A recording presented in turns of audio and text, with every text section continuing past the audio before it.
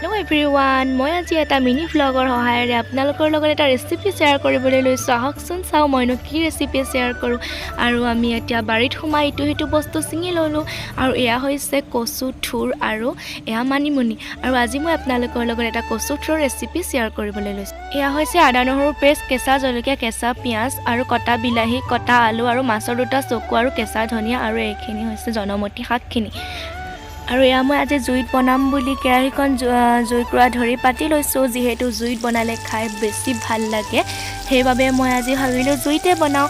আৰু এয়া তেল গৰম হোৱাৰ পাছত পিঁয়াজ আৰু কেঁচা জলকীয়াকেইটা দি আৰু তাত আদা নহৰু পেষ্ট অকণমান দি পেলাই ভালদৰে অলপ টাইম ভাজি ল'লোঁ।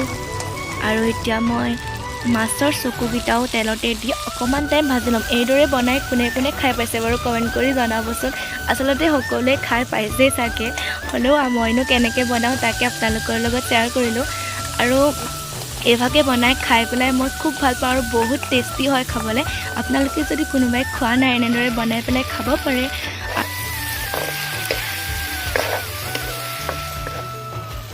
আলু, বিলাহী আৰু মাছৰ চকু ভালদৰে ভজা হৈ গ'লে কচু থুৰখিনি দি অলপ টাইম ভালদৰে লৰাই তাত জোখ অনুসৰি নিমখ আৰু হালধি দিব লাগে। আমাৰ ইয়াত কচু শাকক জনমতি আৰু কচু থুৰ বুলি কোৱা হয়। আৰু আপোনালোকৰ ঠাইতনো কি বুলি কয় জনাবলৈ নাপাহৰিব। আৰু যিসকলে কচু থুৰ এতিয়ালৈকে এনেদৰে বনাই খোৱা নাই আৰু তেওঁলোকে খাবলৈ বহুত টেষ্টি হয়। আৰু ইয়াতো মোৰ বহুত ফেভৰেট ডিছ হয়। আৰু কচু শাক এনেও সকলোৱে খাব লাগে, কাৰণ কচু শাকত বহুত পৰিমাণৰ আইৰণ পোৱা যায়। আৰু যিসকলে কচু শাক খালে ডিঙিত খজুৱাই তেওঁলোকেতো খাব নোৱাৰিব।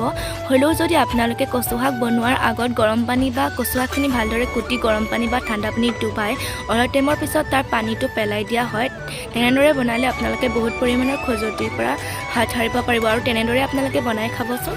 আৰু এয়া আজি মোৰ কচু শাক আৰু মাছৰ চকুৰে সৈতে বনোৱা ডিছটো হৈ গ'ল। আৰু এয়া ধনিয়া দি পেলাই এতিয়া খাবৰ বাবে মোৰ পূৰা ৰেডি হৈ গ'ল।